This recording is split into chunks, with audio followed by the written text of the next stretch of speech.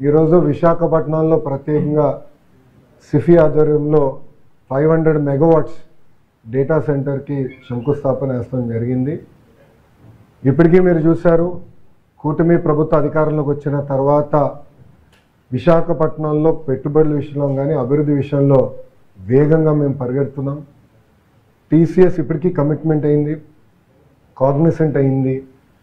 ANSR, Sattva, Accenture, Google, Sify, Arcelor Mittal, ఫార్మాలో సుమారుగా 5 కంపెనీలు. ఇట్లా మీరు చూస్తే $120 బిలియన్, $120 బిలియన్, సుమారుగా 10 లక్షల కోట్ల పెట్టుబడికి మేము ఒప్పందాలు కుదిరించుకున్నాం. దాంట్లో 50% గ్రేటర్ విశాఖ ఎకనామిక్ రీజియన్కి వస్తుంది. అది ప్రజాప్రభుత్వానికి అభివృద్ధిలో ఉన్న చిత్తశుద్ధి. అన్ని ప్రాంతాలని సమగ్ర అభివృద్ధి చేసి ముందలు తీసుకెళ్ళ లక్ష్యంతో మేము పనిచేస్తున్నాం.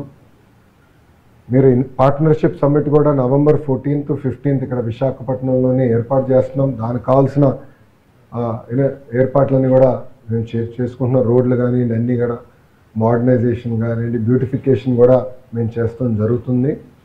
ఇంకా రాబోయే రోజుల్లో కూడా మీరు చూస్తే పెద్ద ఎత్తున అనౌన్స్మెంట్స్ అనేది విశాఖపట్నానికి, ఆంధ్ర రాష్ట్రానికి తప్పనిసరిగా వస్తాయి. దాంట్లో ఎలాంటి సందేహం లేదు.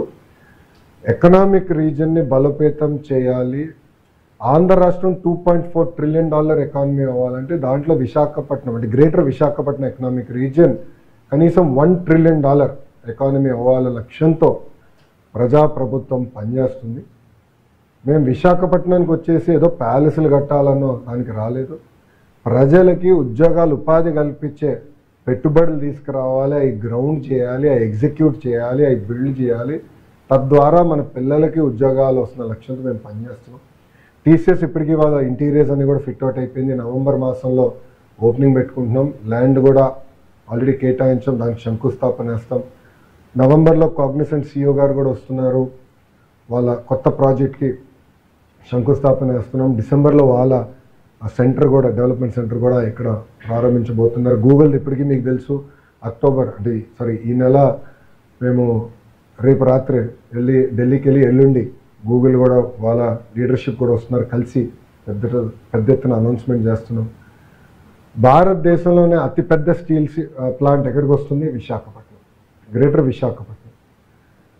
India single largest FDI investment ever ఎక్కడికి వస్తుంది? విశాఖపట్నం.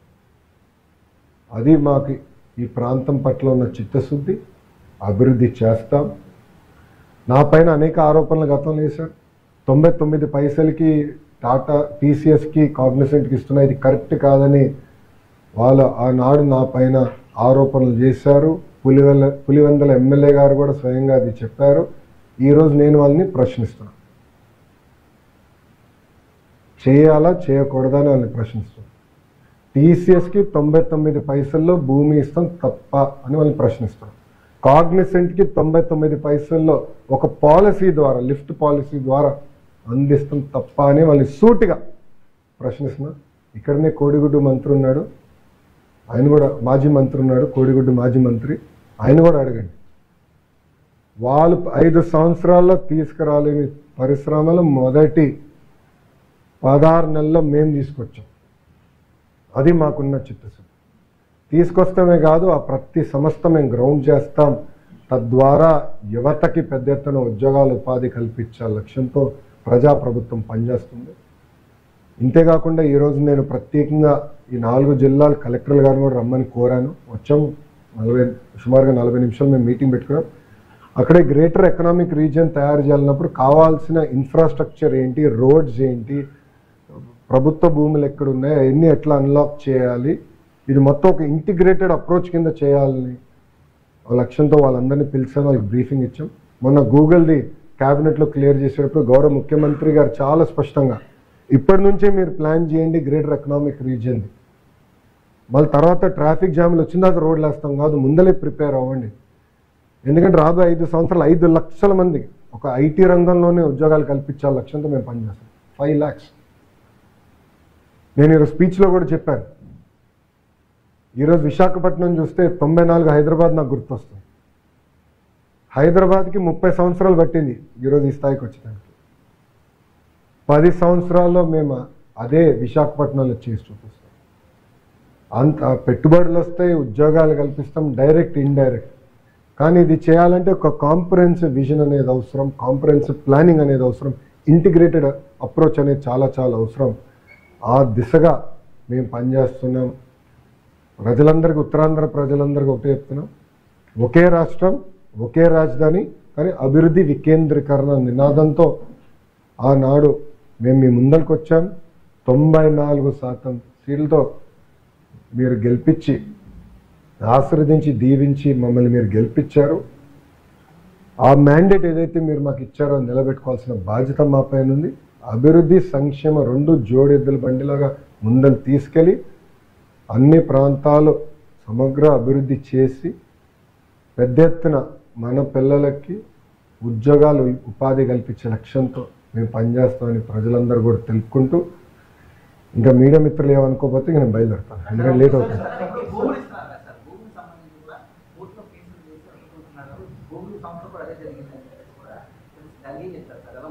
మేము ప్రజల్ని ఒప్పించి అభివృద్ధి చేసి పెట్టుబడులు తీసుకొచ్చి ముందరికి వెళ్తాం. వైకాపా పార్టీ చేసే 2 నంబర్ పనులన్నీ ప్రజల ముందర ఎక్స్పోజ్ చేస్తాం. నేనే మొదలుపెట్టాను. లిక్కర్ విషయంలో కూడా చాలా ఉందని వెనకాల హోంవర్క్ జరుగుతుంది.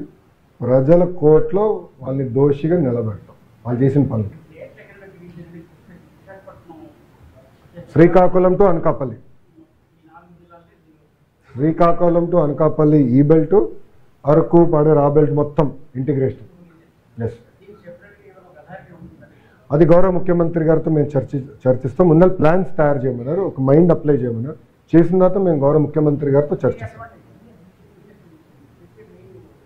అంటే ఈరోజు $1 ట్రిలియన్ ఎకానమీ, $1 ట్రిలియన్ ఎకానమీ అవ్వాలంటే సమగ్ర అభివృద్ధి అనేది అవసరం, కోఆర్డినేటెడ్ అప్రోచ్ అవసరం. ఎందుకంటే ఎయిర్పోర్ట్ ఒక జిల్లాలో ఉంది, ఉద్యోగాలు ఒక జిల్లాలో ఉంటాయి, కంపెనీలు ఒక జిల్లాలో. ఇంటిగ్రేటెడ్ అప్రోచ్ అనేది ఉండాలి. హైవేస్ ఎట్లా వెళ్ళాలి, రేపు పవర్, ఇప్పుడు డేటా సెంటర్స్ అంటే పవర్ కీలకమైనది, డేటా కేబుల్ కీలకమైనది. ఇదంతా ఇంటిగ్రేటెడ్ అప్రోచ్ ఎట్లా తీసుకెళ్లాలి అనేది చాలా చాలా అవసరం. అదొక ఒక ఎకనామిక్ రీజియన్ పెట్టి దానికి ఒక ప్రాపర్ స్ట్రక్చర్ ఉంటేనే మనం సాధించాలి. ఓకేనా, థ్యాంక్ యూ.